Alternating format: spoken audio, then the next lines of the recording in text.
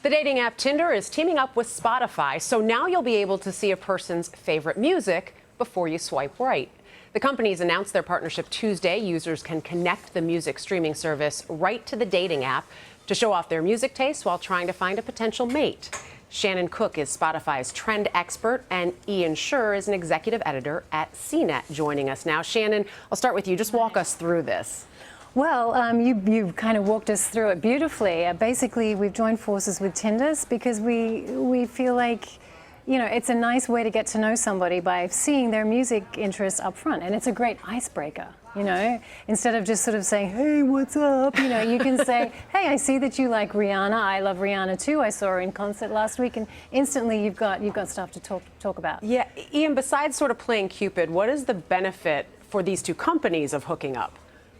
So to well, speak. these are two of the most popular consumer brands out there. You've got Spotify is just one of the biggest streaming companies out there.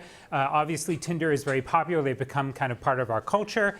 And so just bringing those together is really good. The other end also is that there is competition, right? Bumble, which is another dating app, is doing something very similar with Spotify. And so keeping up is important. But more than anything, Tinder needs to stay fun, right? That's part of what makes dating apps successful. It's not about features, it's about fun. And certainly including Spotify and being able to say, hey, I don't want to date that person because they like Nickelback is a really good idea. Yeah, and is there a reason why teaming up as far as music is the right way to go, or this is just, as you said, sort of a way to add some fun to it?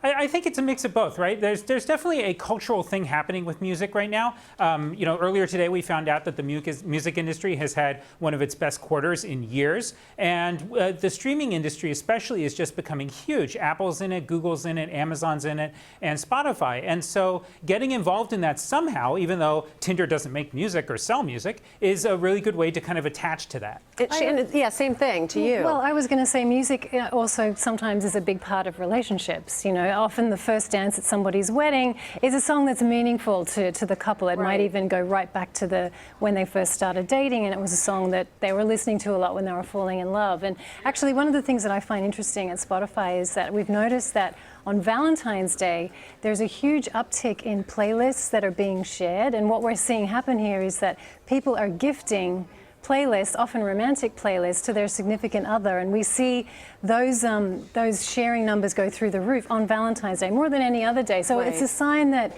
music is an important and special part of bonding and relationships. I was going to say, it can be some intimacy there. How about themes? Any popular theme songs that we may see for people out there? Well, one of the cool things about this integration is that you can choose, every Tinder user can choose an anthem. Okay. And that anthem is basically one song that they add to their profile, which helps define who they are. And it's a song that they choose, and it's a song that they can change, you know. And I think what we're going to see is a lot of very popular songs at the moment probably being chosen as anthems for various people. One song on Spotify is a song called Closer by the EDM group, the Chainsmokers, and it seems to be striking a chord with a lot of people, a lot of young people especially, and for whatever reason, it's kind of a strange hookup song about couples that used to be together and then they hook up. I didn't mean to choose a hooking up song as an example. But hey, that could be a reason why you're there. That's why a lot of people are out there. It could just be a short-term relationship, if we can call it that. Now, this is going to be for both of you, but I'm going to start with you, Ian.